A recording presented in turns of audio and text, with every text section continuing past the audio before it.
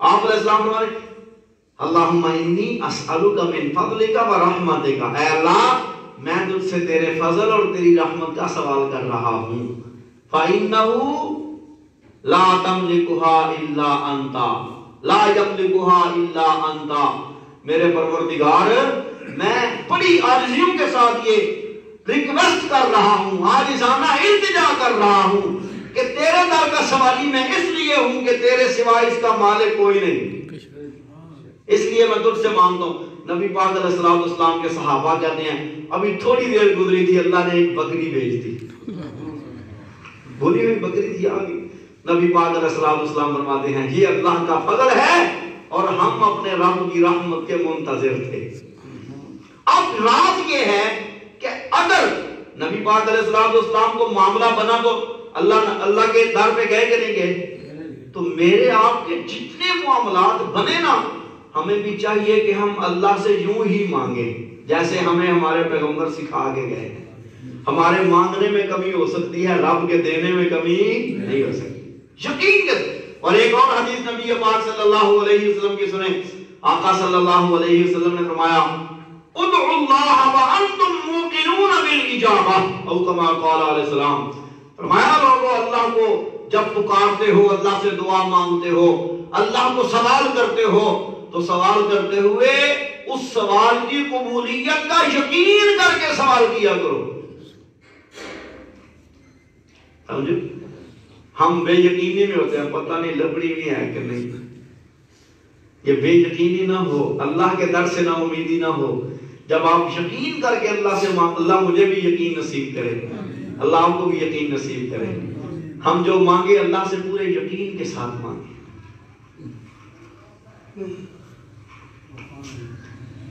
سبحان اللہ. اب پھر ایک اور حدیث یاد آ گئی ہے. سرکار دو عالم صلی اللہ علیہ وآلہ وسلم نے فرمایا ان اللہ حی کریم، بے شک اللہ تعالیٰ بڑا حیادار ہے، بڑا کریم ہے، بڑا سخی ہے. جب کوئی بندہ اس کے سامنے یوں ہاتھ اٹھاتا ہے نا تو اسے اپنے بندے کے خالی ہاتھ واپس کرتے ہوئے شرم آتی ہے. اس مولا کے بارے میں کہوں گا میری نہیں سنتا.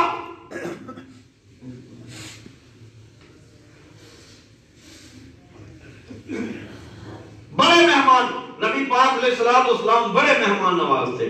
اور میں نے عرض کیا نبی پاک علیہ السلام تو مہمان نواز تھے ہی، جن کی نسبت پیغمبر علیہ السلام کے ساتھ جڑ گئی وہ بھی مہمان نواز ہیں.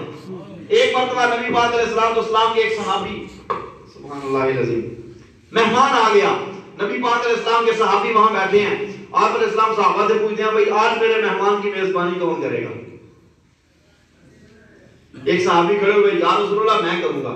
اب ان کا نام مجھے ایگزیکٹلی یاد نہیں ہے، آسان سا نام ہے ان کا، لیکن سنیے. ایک صحابی کہتے ہیں یا رسول اللہ میں آپ کے مہمان کی میزبانی کروں گا. غالباً طلحہ نام ہے ان کا رضی اللہ تعالیٰ عنہ، غالباً طلحہ. نبی پاک علیہ السلام کے مہمان کو ساتھ لے کے گھر میں گئے ہیں. سبحان اللہ، درود سے بھی پڑھیں.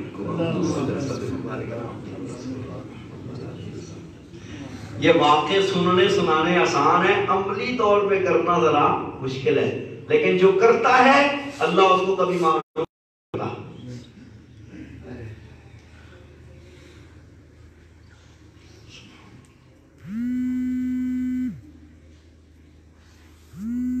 گھر میں گئے، گھر میں جا کے بیگم سے پوچھا کھانے کے لیے کچھ ہے؟ وہ کہتی ہیں آپ ہی کے لیے رکھا ہوا ہے، بچوں کے لیے اور آپ کے لیے، باقی تو کچھ نہیں، اور تو کچھ نہیں ہے. فرمایا اچھا ایسے کرو، آج ہماری قسمت جاگ گئی ہے، آج اللہ کے پیغمبر صلی اللہ علیہ وسلم کے مہمان ہمارے ہاں آئے ہیں. آج اللہ کے پیغمبر علیہ السلام کے مہمان ہمارے ہاں آئے ہیں. آج جو بھی ہو نا ان کی قدر کرنی ہے. کیسے کرنی ہے جی؟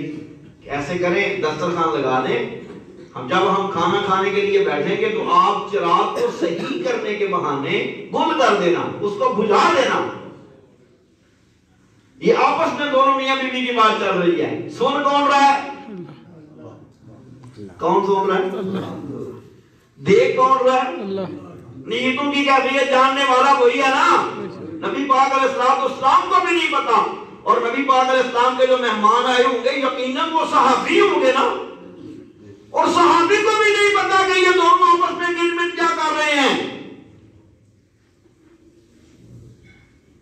इससे भी ये किस्सा कहानी खत्म हो जाता है कि वो जानते हैं। और मेरे भाई अगर जानते होते तो ये इतना बड़ा जो मामला हुआ था, इस पे रब की तरफ से इतना इनाम कभी ना आता, क्योंकि जानबूझ के करना ड्रामा कहलाता है। और अल्लाह के नबी और अल्लाह के वली ड्रामेबाजी नहीं करते अल्लाह बिल्लाह, वो तो जो करते हैं रब को राजी करने के लिए करते हैं, और फिर उसके ऊपर अल्लाह का इनाम इतना होता है कि उन्होंने जो किया सो किया। जो कोई उनकी ताबेदारी में करता है अल्लाह उस पर भी राजी हो जाता है। अब उन्होंने अपनी बेगम से कहा, जब आप दस्तरखान लगाएं, खाना लग जाए, हम खाने बैठे, आप उस चिराग को सही करने के बहाने गुल कर देना। होगा ये सहाबी नबी पाक अलैहिस्सलाम के जो मेहमान हैं वो खाना खाएंगे और हम खाने को सिर्फ दिखाएंगे, यानी हम सिर्फ मुंह हिलाते रहेंगे और सहाबी खाना खाते रहेंगे।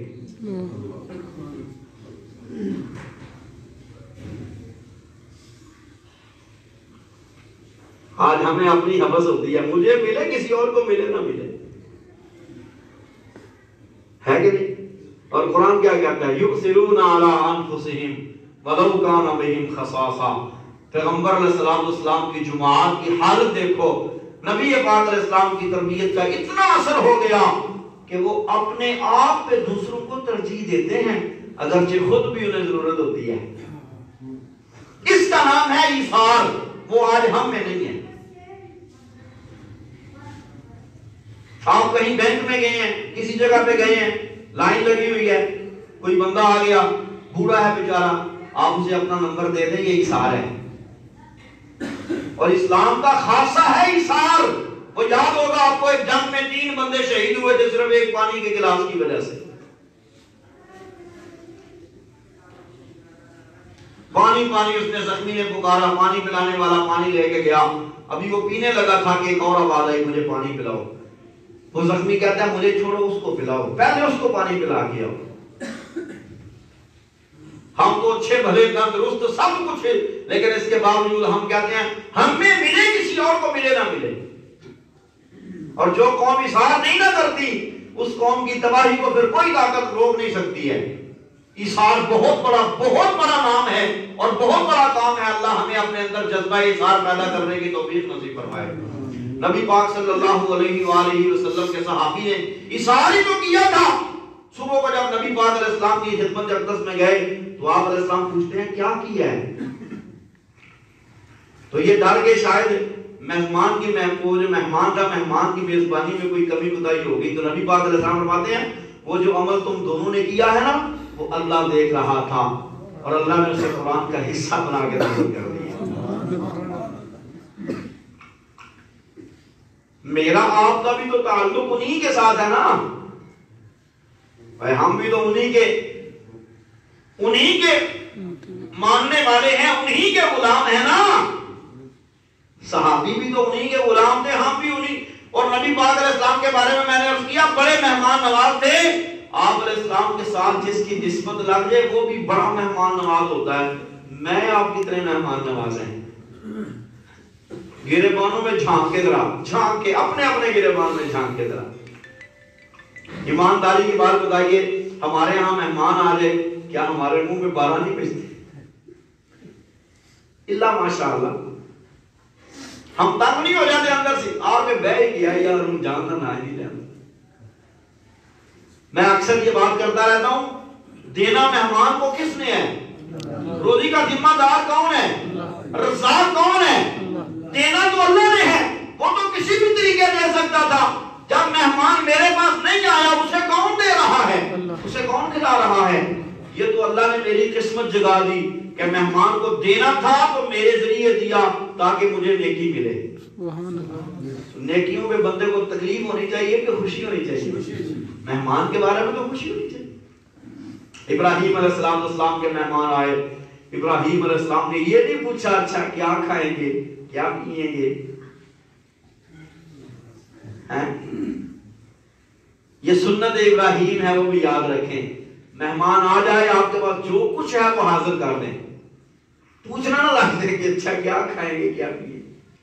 ٹھیک ہے، بے تکلفی میں ایسے معاملات چل جاتے ہیں. بعض اوقات ایک بندہ چیز آپ لاتے ہیں، وہ بندہ نہیں کھاتا، آپ کی ضائع ہو جاتی ہے، اس معاملے میں تو ٹھیک ہے بے تکلفی جہاں کہیں ہو. لیکن نارملی طور پہ جب آپ کے یہاں مہمان آئے تو پوچھنے کی بجائے جو کچھ گھر میں ہے نا وہ لا کے حاضر کر دو. اور مہمان کو بھی چاہیے کہ وہ نخرے نہ کرے آگے سے. انہیں کہ مجھے تو ڈاکٹر منع کیتے ہیں. ٹھیک ہے، ڈاکٹر نے منع کیا ہوگا، اچھی بات ہے. ڈاکٹر کے منع ہونے سے آپ کھانا کھانے سے رک گئے ہیں، اللہ کے منع کرنے سے گناہ سے نہیں رکے. یہ بھی تو ایک عجیب المیہ ہے نا.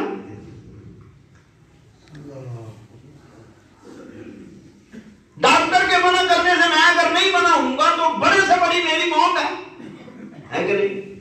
اس کے علاوہ تو کچھ نہیں ہوگا نا. بڑے سے بڑا موت آئے گی. اور اللہ کے منع کرنے پہ اگر میں منع نہیں ہوتا تو اس کا انجام جہنم ہے.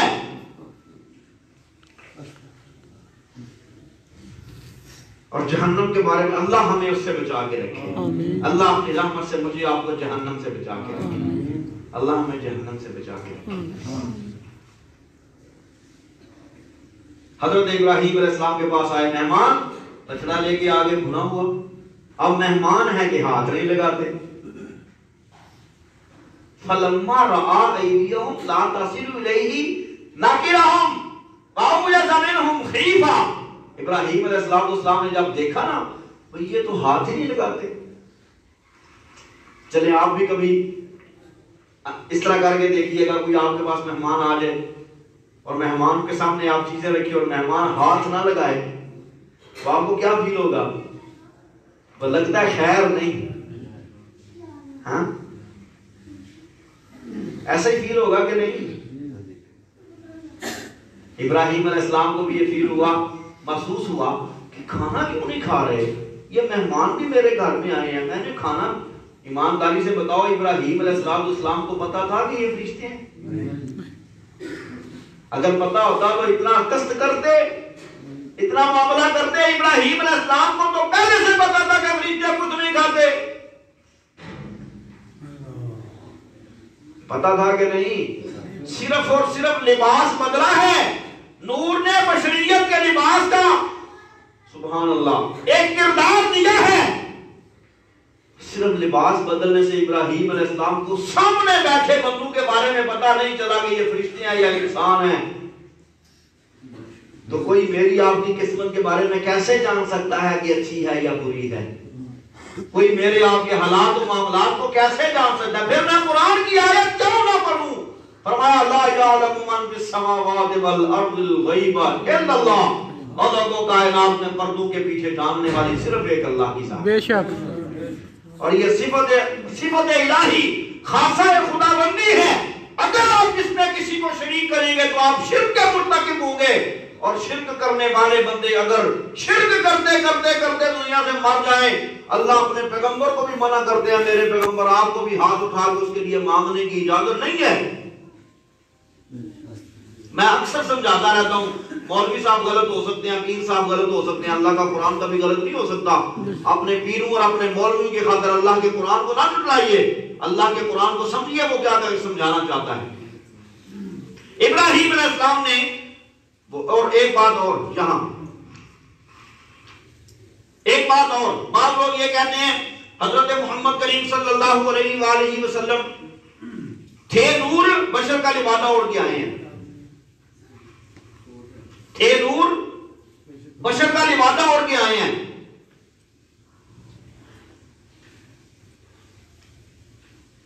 اب قرآن مجید کی آیت گواہ ہے. سورہ ہود میں پڑھ رہا ہوں، یہ جہاں سے میں نے آیات شروع کی ہیں، اور سورہ ہود کی میں آیت نمبر آپ کو بتا دیتا ہوں. آیت نمبر ہے 69. سورہ ہود کی آیت نمبر کیا ہے؟ 69. پارہ نمبر 12 ہے. سورہ ہود کی آیت نمبر 69 ہے. گھروں میں جا کے ترجمہ دیکھیے گا. ابراہیم علیہ السلام کے پاس فرشتے انسانی شکل میں آئے تھے یا نہیں؟ قرآن آپ کو بتائے گا آئے تھے. قرآن آپ کو بتائے گا آئے تھے. اب قرآن سے آگے پوچھو، ابراہیم علیہ السلام جب بچڑا بھنا ہوا لے کے آئے، انہوں انہوں نے کھایا نہیں کھایا. کیوں نہیں کھایا؟ نور تھے نور. لباس کون سا تھا؟ بشریت. اگر حضرت محمد صلی اللہ علیہ وآلہ وسلم بھی نور تھے اور بشر کا لباس اوڑھ کے آئے تھے تو میرے نبی علیہ السلام کی تو کھانے کی سنتیں ہیں. ان کا تو کھانا کھانے کا ایک سٹائل ہے، وہ مجھے آپ کو فالو کرنا ہے. نبی پاک علیہ السلام کو کھانے کی حاجت ہوتی تھی کہ نہیں ہوتی تھی؟ ہوتی تھی نا. تو پھر کیا ثابت کرنا چاہتے ہو اس بات سے؟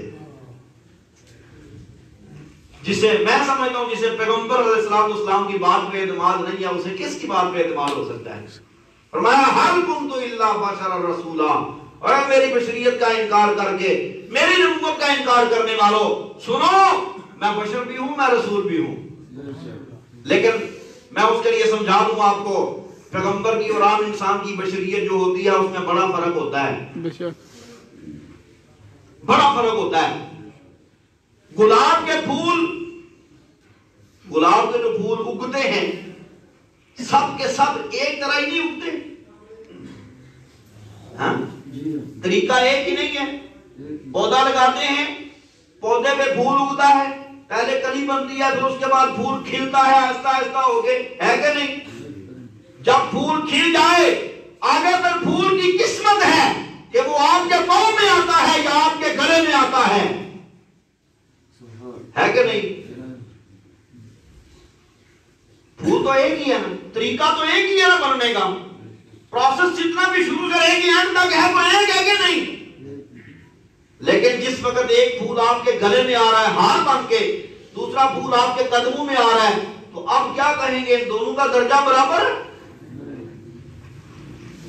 آپ گلے میں پہنے ہوئے پھول کی پتی کو توڑ کے کھا بھی سکتے ہیں لیکن پاؤں میں پڑے ہوئے پھول کی پتی کو اٹھا کے کھا نہیں سکتے.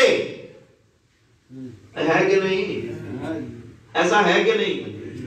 بننے کا طریقہ عام انسان کا اور پیغمبر کا ایک جیسا ہوتا ہے. ولادت کا طریقہ ایک جیسا، دنیا میں آنے کا طریقہ ایک جیسا، چلنے پھرنے کا طریقہ ایک جیسا، بچپن لڑکپن جوانی وہ طریقے ایک جیسے، کھانے پینے کا اٹھنے بیٹھنے کا اندر فیلنگ ایک جیسی. جب سب کچھ ایک جیسا ہوتا ہے تو پھر میرے میں اور پیغمبر میں فرق کیا ہے؟ فرق یہ ہے کہ میں گناہوں کی جانب دوڑ کے جاتا ہوں، گناہ میری جانب دوڑ کے آتے ہیں، لیکن جب پیغمبر کی باری آتی ہے تو خدا کائنات گناہوں کو مخاطب کر کے کہتا ہے خبردار میرے پیغمبروں کے قریب نہیں جانا ہے. میری آپ کی زندگی گناہوں سے بھری پڑی ہوتی ہے اور پیغمبروں کی زندگی گناہوں سے پاک ہوتی ہے. یہ فرق ہے میری اور آپ کی، پیغمبر اور عام انسان کی بشریت میں. اور یہ فرق کسی بھی صورت طے نہیں ہو سکتا. میں جتنا مرضی نمازیں پڑھنے لگ جاؤں، میں جتنے مرضی روزے رکھوں، میں جتنی مرضی ریاستیں کروں، میں جتنا مرضی جہاد کروں، میں جتنا مرضی اللہ رب العالمین کے قریب ہو جاؤں، میں کہتا ہوں ساری کائنات کے انسان حضرت امام ابو حنیفہ رحمۃ اللہ علیہ جیسے ہو جائیں اور امام شیخ عبد القادر جیلانی جیسے ہو جائیں اور وہ بھی سارے ایک دوسرے کے اوپر یوں کھڑے ہو جائیں، تب بھی حضرت محمد کریم صلی اللہ علیہ وآلہ وسلم تو کجا حضرت محمد کریم علیہ السلام کے غلام بلال کے تلووں کو بھی نہیں چھو سکتے. نبی پاک علیہ السلام کے درجے تک پہنچنا تو بڑی دور کی بات ہے.